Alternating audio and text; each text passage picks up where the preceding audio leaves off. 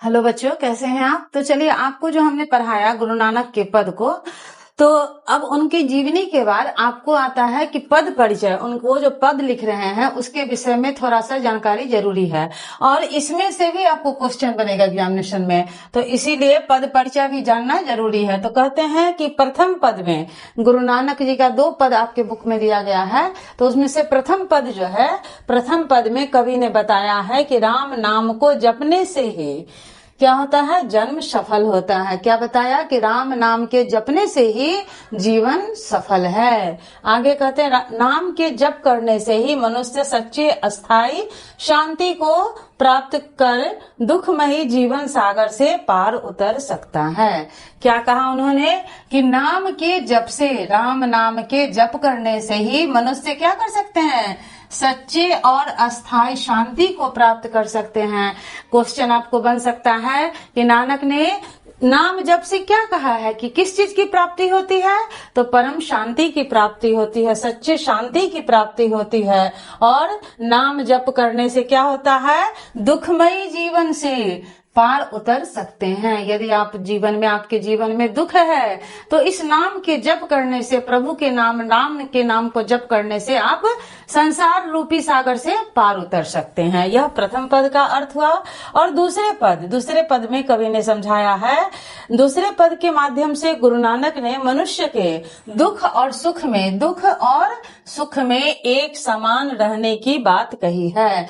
आपने देखा होगा कि मनुष्य के जीवन में क्या होता है, जब दुख आता है तो लोग विचलित हो जाते हैं, परेशान हो जाते हैं, और जब सुख आता है तो वह आनंदित रहते हैं, खुश रहते हैं। लेकिन नानक देव ने अपनी इस कविता में बताया है, इस पद में बताया है कि सुख में और दुख में एक समान मनुष्य को रहना चाहिए, उसे विचलित नहीं होना चाहिए।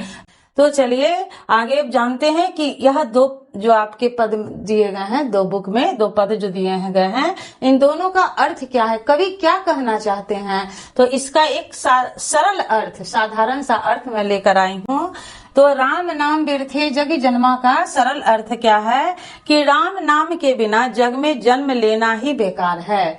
कवि क्या कह रहे हैं कि अगर जीवन में राम का नाम नहीं है तो आपका जीवन इस संसार में बेकार है। आगे कहते हैं कि जो व्यक्ति हरि नाम नहीं लेता है उसका किया हुआ भोजन किसके समान है, तो विष के समान है। क्वेश्चन आएगा कि कवि ने बिना राम नाम लिए भोजन करना किसके समान बताया है, तो वह विष के समान बताया है, आपको ध्यान रखना है। और क्या बताया कि उसकी बोली क्या होती है, विष के समान होती है। उसकी बोली भी किसके समान होती है, तो विष के समान होती है। आगे कहते हैं कि तथा जो ईश्वर का नाम नहीं लेता उसका जीवन निष्फल है, बेकार है। कहते हैं कि जो प्रभु का नाम नहीं लेता है, जो राम का नाम नहीं लेता है, उसका जीवन क्या है, बेकार है। आगे कहते हैं कि तथा बुद्धि उसकी कैसी हो जाती है, भ्रमित हो जाती है, यानी वह भ्रम में जीता है, अविश्वास में जीता है। तो आगे कहते हैं कि पुस्तक पाठ करना, व्याकरण की व्याख्या करना, संध्या कर्म आदि सब निष्फल हो जाता है। कहते हैं गुरु नानक कि अगर आपके जीवन में राम का नाम नहीं है तो कितना भी व्याकरण पढ़ लीजिए, संध्या उपासना कर लीजिए, प्रभु का कितना भी आडंबर कर लीजिए, सब बेकार है। आगे कहते हैं कि गुरु उपदेश के अनुकरण किए बिना, गुरु के उपदेश का अनुकरण, यानी गुरु जो कह रहे हैं उनके बात को अनुकरण करते हुए अगर आप नहीं चलते हैं तो मुक्ति नहीं मिलेगी। गुरु के उपदेश को अगर आप नहीं मानते हैं तो क्या होगा, आपको मुक्ति नहीं मिलेगा। आगे कहते कि तथा राम नाम के जप बिना, राम नाम के जप के बिना, यानी राम नाम के नाम लेने के बिना प्राणी को इस मोह रूपी जाल में उलझकर मर जाता है। कहते देखिए संसार क्या है, संसार को मोह रूपी जाल कहा गया है। जिस प्रकार जाल में कोई भी जंतु उलझ जाता है और उलझकर उसी में मर जाता है, तो उसी को नानक जी ने कहा कि यदि आप ईश्वर की भक्ति नहीं करते हैं, राम नाम का जप नहीं करते हैं, तो फिर क्या होगा कि इस संसार रूपी जाल में, यानी इस माया रूपी जाल में इंसान जो है उलझकर मर जाता है। कहते कि दंड कमंडल धारण कर या शिखा बढ़ाना, जनेऊ पहनना, धोती पहनना या तीर्थों का भ्रमण करना सब बेकार हो जाता है। तो बच्चों, दूसरा जो नानक जी का पद था वो क्या था कि जो नर दुख में दुख नहीं माने, अर्थात जो मनुष्य अपने दुख से दुखी नहीं होता है, जो मनुष्य अपने दुख से दुखी नहीं होता है। कुछ लोगों का आप नेचर देखते होंगे कि थोड़ी सी भी विपत्ति आती है, संकट आता है जीवन में तो वो काफी दुखी हो जाते हैं। लेकिन नानक जी कहते हैं कि जो नर दुख में दुख नहीं माने, और क्या कहते हैं कि सुख, स्नेह और भय की उनको प्रभावित नहीं करता है। उनको क्या क्या प्रभावित नहीं करता है? तो ना उनको सुख प्रभावित करता है और न ही किसी प्रकार का डर उनको प्रभावित करता है।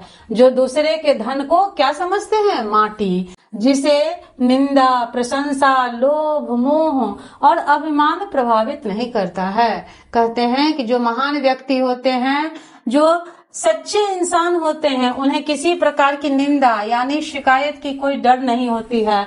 न उनको प्रशंसा का लोभ होता है कि कोई मेरी प्रशंसा करे, और ना ही किसी चीज का उसको मोह होता है, और ना ही उन्हें अभिमान प्रभावित करता है, यानी अहंकार उनके अंदर नहीं रहता है। आगे कहते हैं कि उनको हर्ष या शोक प्रभावित नहीं करता है। उनको क्या होता है? वे न कभी खुश होते हैं और ना ही कभी दुख होते हैं। जो मान और अपमान नहीं समझता है, जो मान या अपमान यानी बड़ाई और बुराई को नहीं समझता है, जो मन से आशा, तृष्णा आदि सब कुछ त्याग कर देता है। आगे क्या कहते हैं कि जो इंसान अपने मन से किसी भी प्रकार की आशा या तृष्णा माने होती है इच्छा, जिस इंसान के अंदर किसी भी प्रकार की आशा या इच्छा नहीं होती है, तथा जो सांसारिक माया से मुक्त रहता है। और क्या रहता है? सांसारिक माया से मुक्त रहता है, यानी उन्हें किसी भी प्रकार का कोई प्रलोभन, कोई चीज उनको विचलित नहीं कर देता है, जिसको काम, क्रोध आदि स्पर्श भी नहीं करता है। काम माने होती है इच्छा। जो महान व्यक्ति होते हैं, संत व्यक्ति होते हैं, उन्हें किसी भी प्रकार की इच्छा नहीं होती है, उन्हें क्रोध नहीं होता है। ऐसे व्यक्ति के हृदय में ईश्वर का निवास होता है। क्या होता है? ईश्वर का निवास होता है। आपको लॉन्ग क्वेश्चन में आ सकता है कि नानक ने कैसे व्यक्ति के हृदय में ईश्वर का निवास बताया है, तो आप कहेंगे कि जिसको न किसी प्रकार का डर सताता है, न लोभ रहता है, न किसी प्रकार की इच्छा होती है, जो काम, क्रोध, लोभ, मोह इन सब से परे होते हैं, तो ऐसे व्यक्ति के हृदय में परमात्मा का निवास होता है। बहुत सुंदर यह क्वेश्चन यहाँ से बनेगा, और यह बहुत ही अच्छा टॉपिक है बच्चों, इसे आप ध्यान से देखें। हम लोगों के जीवन में भी यह उतारने योग्य बातें इसमें दी हुई हैं। आगे कहते हैं कि जिस व्यक्ति पर गुरु की कृपा हो जाती है, वह व्यक्ति इस रहस्य को जान सकता है। देखिए, कहते हैं कि कौन व्यक्ति जान सकता है कि हमें लोभ नहीं करना चाहिए, क्रोध नहीं करना चाहिए, मोह नहीं करना चाहिए। तो नानक जी कहते हैं कि यह बात वही व्यक्ति जानेंगे जिन पर गुरु की कृपा हो जाएगी, यानी जो गुरु की बातों को मानेंगे, गुरु के बताए रास्ते पर चलेंगे, उन्हें कभी भी इस प्रकार का अवगुण जो है उसके अंदर आएगा नहीं। आगे कहते हैं कि वह व्यक्ति इस रहस्य को जान सकता। गुरु नानक कहते हैं कि ईश्वर भक्ति में इस प्रकार लीन हो जाओ जैसे नदी का पानी समुद्र में जाकर लीन हो जाता है।